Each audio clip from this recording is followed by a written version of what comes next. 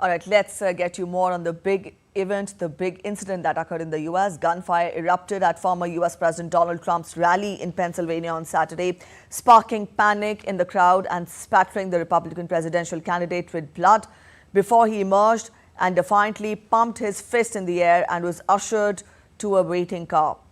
The Secret Service and the former president's campaign said Trump was safe following the shooting in Pennsylvania. In the shooting incident, an audience member was killed and a shooter has been neutralized. The shooting has occurred less than 4 months before the November 5th election, when Trump faces an election rematch with Democratic President Joe Biden.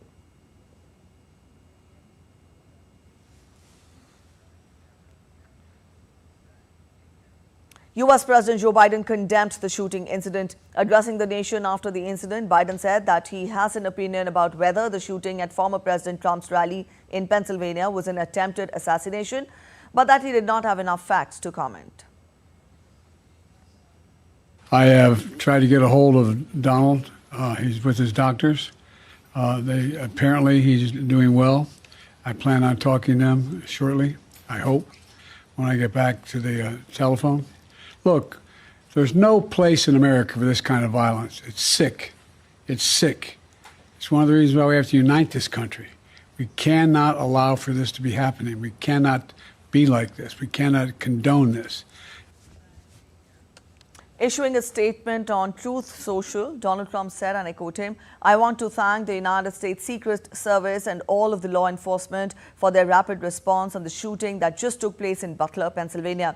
Most importantly, I want to extend my condolences to the family of the person at the rally who was killed and also to the family of another person who was badly injured. It is incredible that such an act can take place in our country. Nothing is known at this time about the shooter, who is now dead. I was shot with a bullet that pierced the upper part of my right ear. I knew immediately that something was wrong, in that I heard a whizzing sound, shots, and immediately felt the bullet ripping through the skin. Much bleeding took place, so I realized then what was happening. God bless America."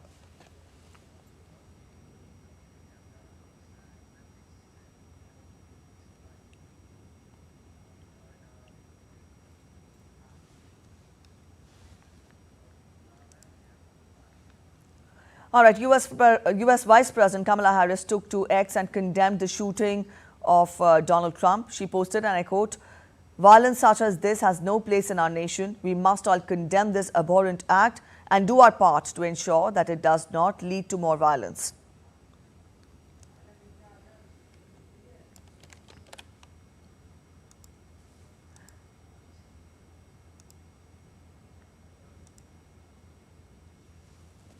Also, U.S. Secretary of State Antony Blinken posted, I quote, "I'm shocked and saddened by the shooting at former President Donald Trump's rally and grateful that he is safe.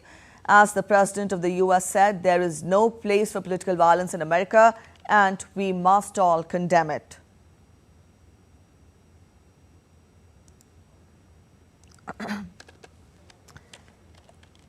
While former U.S. President Barack Obama posted that there is absolutely no place for political violence in our democracy, although we don't yet know exactly what happened, we should all be relieved that former President Donald Trump wasn't seriously hurt and use this moment to recommit ourselves to civility and respect in our politics. Michelle and I are wishing him quick recovery. Expressing shock on the incident, newly elected UK Prime Minister Keir Starmer condemned the incident on X and said, and I quote him, "I'm appalled by the shocking scenes at President Trump's rally, and we send him and his family our best wishes.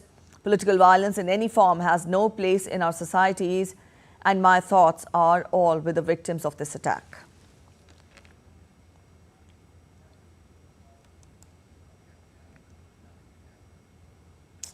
All right, to talk more about this incident in the U.S., we're joined in by a guest today. We are joined in by Major General Sudhakar J, retired strategic and defense expert. Thank you so much, sir. Good morning for joining us on DD India. This incident, I'm sure, has sent shockwaves not just in the U.S. but across the world. To begin with, what is your evaluation of this incident? To what extent will it have a bearing on the political race in that country? Preeti, good morning. Thank you for getting me to your show. I must confess that I'm back from USA a few days back. I have been touring not all the states, but majority of the states. Let me share with our viewers that the situation, as per my assessment as an independent observer, as on today, I have been going to US for past nearly 5-10 years on regular basis. There is a huge difference as far as the environment is concerned. The difference in terms of polarization, the difference in terms of gun culture, the difference in terms of insecurity, the penetration of Chinese products into the way of life of USA, and the kind of polarization which is taking place outside the USA in the, let's say, global environment also is impacting the mindset and the psyche of the people there. The lifestyle is totally different. So therefore, what it brings to me is that what is said outside, how it is said in the geopolitics today also has got a bearing in the way of life in USA, number one. Number two, this gun culture, Article 5, which is there in the Constitution, which has got provision of entitling guns for the self-security, self-defense for every individual in USA. No matter how hard they have tried, they cannot change it because there are very deep-rooted, deep state. The gun industry is totally dependent on this particular article. If they change, anyone tries to change it, he himself will be endangering. Now, coming to this particular incident, Preeti, that you are saying, this is a very unique and abhorrent incident which has taken place in the history of USA. USA is still a superpower. No matter people may be saying that it's a declining superpower, it is a superpower. It will continue to retain its status for next 50, 75 years. And there is no country, even if China is trying to prop itself up by 2049 to assume the status of a global power so as to extend challenges to USA. I have my doubts because there are many ways, many factors which China is far behind. But at the same time, I fear there is a factor of conspiracy. It is too premature to say anything, but I apprehend there is a high degree of internal polarization, internal, I would say, conspiracy to take such kind of recourse against the former President Donald Trump because I tell you why. I have been to many places in USA in past month and a half. I have interacted with very learned segment of population. I am in touch with the think tanks also. And also very briefly, one has been in Europe. The factor is that today, if not all, majority of people, they know that Donald Trump is going to come back to power. This felony charges of being a convict of 34 or 37 felony charges, the constitutional provision does not prohibit any candidate or debar them from participating in the election and becoming the president. They just pay the charge, the penalty, and thereafter get out. This is how the norm is. And there are no such examples of former president having been debarred from participating in the election and becoming the president. So there is always a feeling that Donald Trump, no matter what the government does, no matter what the conspiracy theory is taking him to, he is surely going to come back for power. We are all mindful of the fact the gaps that Biden has committed repeatedly, one after another, in the NATO conference itself, prior to that and after that. Now come to the NATO. You see, Donald Trump is one person who has gone absolutely blatant and open in saying that that NATO, this binding force of the transatlantic relationship, time has come when NATO has to increase the defense percentage of the GDP for the defense development. They have to be self-reliant, self-dependent to defend themselves from any kind of threat. There are also fears in the NATO that this particular alliance may break apart. So therefore, under these conditions, and we all know the Russia-Ukraine conflict which is ongoing, we all know what is happening in Middle East, the Hamas conflict, we all know what is happening, how things are building up towards Indo-Pacific. The whole world appears to be in war.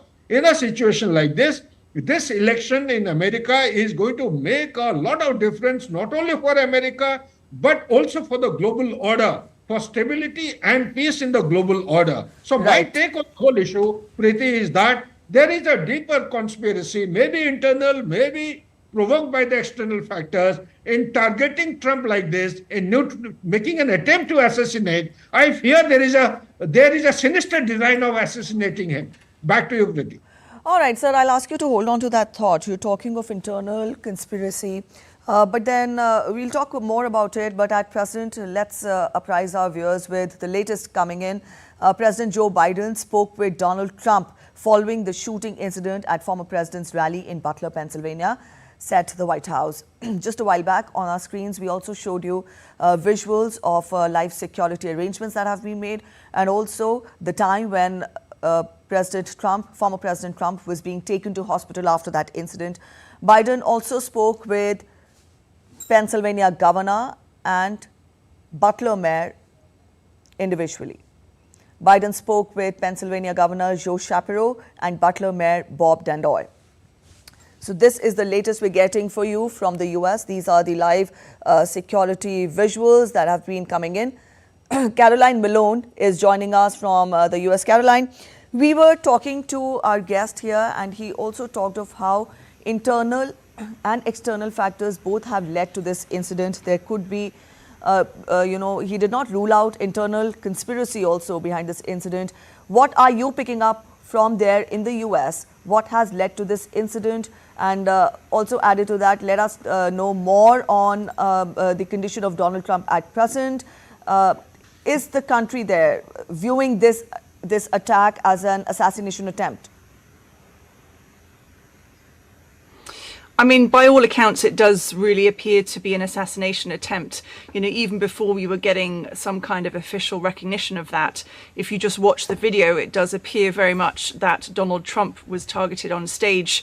And we know, of course, that at least one person in the crowd was killed as a result of what we now know to be a shooting. You know, as for conspiracy theories and, you know, the reasons behind this incident, I think it's just too early to say. Certainly, there's been a lot of conversation happening both publicly in US media and also on social media about the causes behind what's happened. But what we absolutely do know at this point is that, yes, Trump was injured, that we can see in those photos and videos that blood was pouring down his face, but that he's okay. His grouping, his staff have said that he is okay.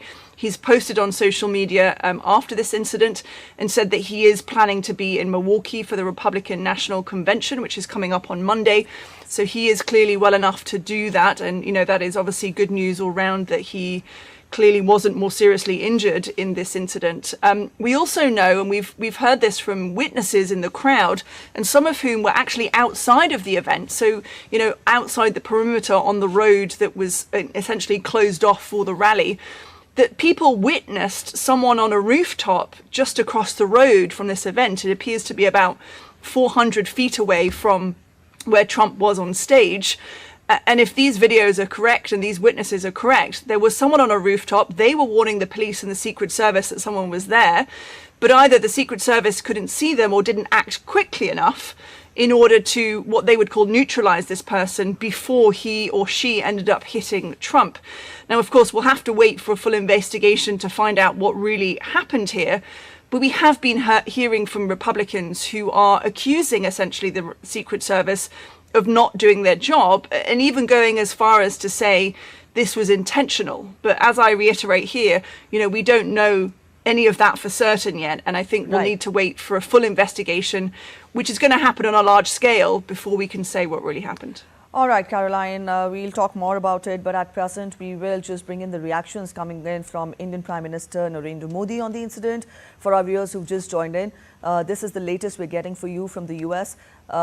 Republican presidential candidate, and also former US President Donald Trump was attacked at a rally in Pennsylvania, and he was hurt on the upper part of his ear, and he is reportedly safe after this attempt. And to talk more about it, we are joined in by Caroline Malone from Washington, and also we are joined in by a guest. But at present, very quickly on our screens, we'll get a tweet from Prime Minister Narendra Modi, his reaction on this incident. Deeply concerned by the attack on my friend, former President Donald Trump, strongly condemn the incident.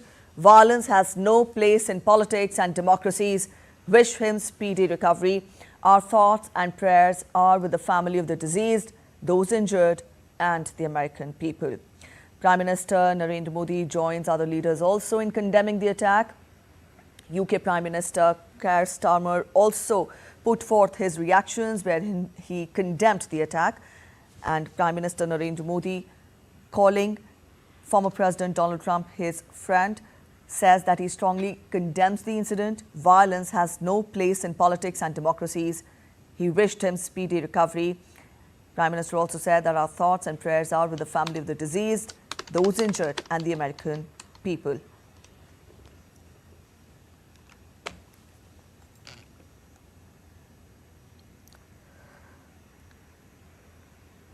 All right, as we just told you, we are joined in by Major General Sudhakar J. He's strategic and defense expert.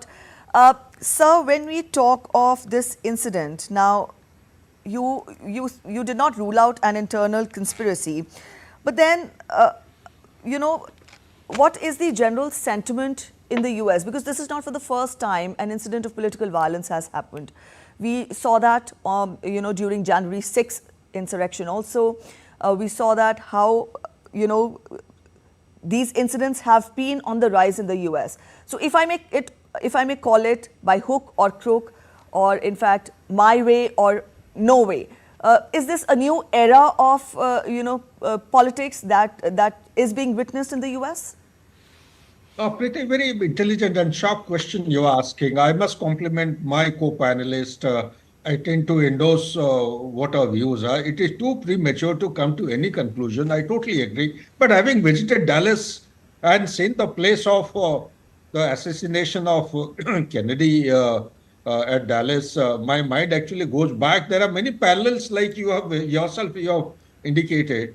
You see, nothing can be ruled out as of now. People are mindful of the fact about the previous tenure of Donald Trump. As a personality, as a leader, he is very straightforward. He fires the gun from his shoulder. He is blunt to the extent that he has withdrawn from many international groupings and organizations.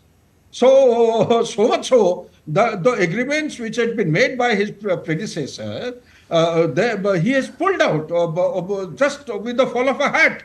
So there are many such examples. So NATO itself is fearing. So external environment across Atlantic, the things which are anticipated if Trump comes back to power, whether it is the Ukraine war, because he has said, if the moment I come back to power, this Russia-Ukraine conflict will come to, there will be a ceasefire. And although he is not indicated, but he is mindful of the fact of the Abraham Accord. He is as much emotionally connected with the Abraham Accord in Middle East as Biden is. Everyone wants a permanent solution. They want the Israel and Saudi Arabia to negotiate and come back to a platform of peace and harmony, so that the Arabic nations, they get into the Abraham Accord and there is a new era. So while we are mindful of the aspirations of the global order today, but the reality that is prevailing in America, firstly, personal vendetta. He has antagonized many, yet those people all themselves, they say in the current prevailing environment, there is nobody better than Donald Trump. They are sure that Donald Trump will come back to power. Second thing, that he has definitely been blunt and he has upset many, given pain to many people, but he is also a human being. He is doing it for the larger good. His concept of America is America first. He is the first president to think like this. He was trying to initiate or trigger such mechanism and steps for the betterment of America so as to prevent any kind of conflict anywhere in the world, avoid boots on ground of American troops, focus on the growth and the trajectory. Right, I'll take this ambitious thought of Trump to our correspondent Caroline Malone, because there is paucity of time with Caroline. Caroline, I would want you to take this forward. Our guest talks of this idea of America first of Donald Trump and how he vehemently, advocates this idea. Having said that, what is it that you're picking up from the ground? Though this incident is grave, but then what fallout will it have on the presidential race? Well, look, we are in a United States that's already very divided. It has been divided for a number of years. And it's not the first time we've seen some kind of political violence in recent years.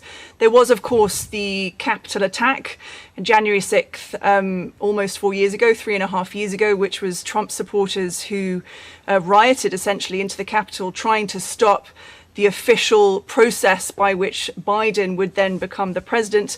And to this day, the Trump campaign and Trump himself and all his followers say that he should be the rightful president. You know, in the day of January 6th, there was violence, and about, I believe, 6 people, both on that day and from their injuries after that day, ended up dying. So we have seen, tragically, a number of deaths as a result of some kind of political violence in recent years. But of course, when you bring it to what appears now to be an assassination attempt, this really does raise it to a whole nother level, and it does make things even more tense and potentially even more divided in the United States. And I think we get a sense of how people are feeling from some of the messaging we're seeing out there. And one tweet in particular that's really important to reference, I think, is a gentleman called J.D. Vance. He is a governor in the United States. He is one of the likely candidates to be vice president for Trump. He is one of the front runners for Trump. He's known as a MAGA, a Make America Great Again loyalist. So I think we can accurately see that he represents the views of Trump fans. He said, "Today is not just some isolated incident. The central premise of the Biden campaign is that President Donald Trump is an authoritarian fascist who must be stopped at all costs." And that rhetoric led directly to President Trump's attempted assassination. So he is pointing the finger directly there at President Biden and President Biden's party. And you can only imagine, with that kind of language being spoken very publicly, that it is going to increase the tense situation here in the United States and make people even more divided than they already are. All right, Caroline, we leave it here. Thank you so much for joining in with your inputs and your analysis. All right, so that was our correspondent Caroline Malone joining us from the US. And also we are in conversation with the guest in the studio. Sir, you were talking of this being a political conspiracy, but then if we talk of, you also talked of Article 5 with regard to gun laws and gun culture in the country. We've also talked about the fallout of this incident, but talking of Trump as a person, after this incident, he seemed unfazed. He flashed his fist. He signaled his fist. And added to that, I would also, add to this that the former president has vowed to roll back Biden-era gun restrictions. What is your evaluation of this? Put all this together, Trump as a person, unfazed by this incident, and at the same time, he vowing to roll back Biden-era gun restrictions. Is there the need to have a re-look at the gun laws in the country at present? In your question lies the answer. Very, very intelligent, I would say, but with a futuristic perspective. You see, I have studied this particular. I keep writing for South Asian Time, New York regularly. I have done a lot of research. To my limited understanding, I don't think this particular article can be changed in the Constitution. Many leadership, they have tried their best, because what is connected with this, the article in the gun industry. Let me just cite an example. Out of 10 top industries, gun and defense industries in the world, 6 out of 10 belong to US. And this gun culture, small arms gun culture, is one of the largest in US. They export as also, it earns them a lot of revenue within the country, outside the country. So what I'm coming to is that there is a deep state which is connected to this particular article. They, in any case, will not allow this article to be changed, whether it is any province. You go to any province, talk to them heart to heart, barring some exceptions, maybe towards the north, but otherwise down south, I think it is the way of life, the gun culture. So that is one part. Second part is, as far as Donald Trump is concerned, this leader, this man can do anything. He is very bold, he is unfazed, he is fearless.